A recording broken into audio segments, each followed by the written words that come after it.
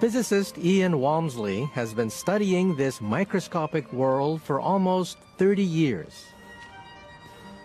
When we get inside the atom to this world of subatomic particles, the ideas that we have about the way the world works completely have to change. We can't think in the same sorts of common sense terms that we think of in everyday experience. In fact, this subatomic universe is so strange that time becomes chaotic. A startling discovery that emerged from the study of light. Light consists of individual particles called photons, known for their wave-like properties. Waves have a very interesting sort of phenomenon. It's called interference.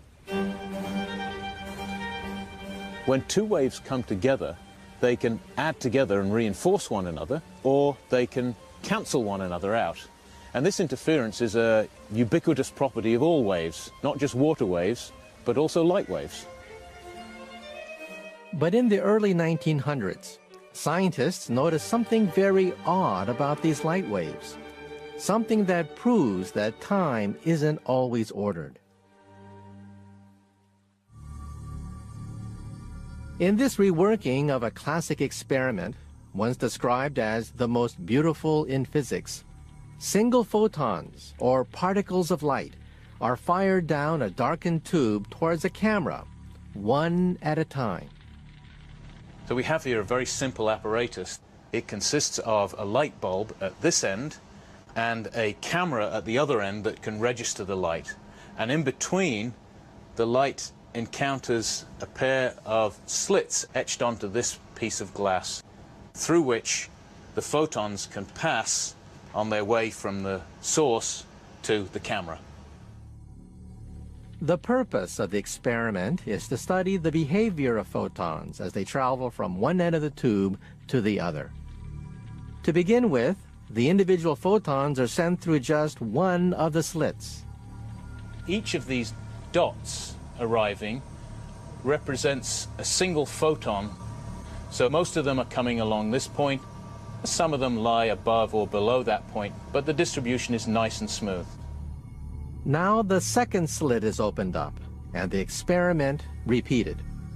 Each single photon must still pass through one of the two slits, so the results should still be the same.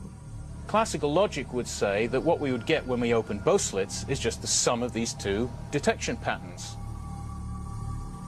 But what we actually find is this: an interference pattern, something that should be impossible. What that implies is that the single photon is somehow going through both slits at the same time. It's not making a choice as to go through one or the other, but is going through both simultaneously. In other words, each photon exists not just in two places, but also in two times.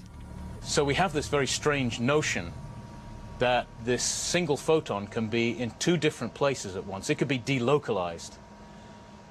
But we can think also of a single photon being in two different times.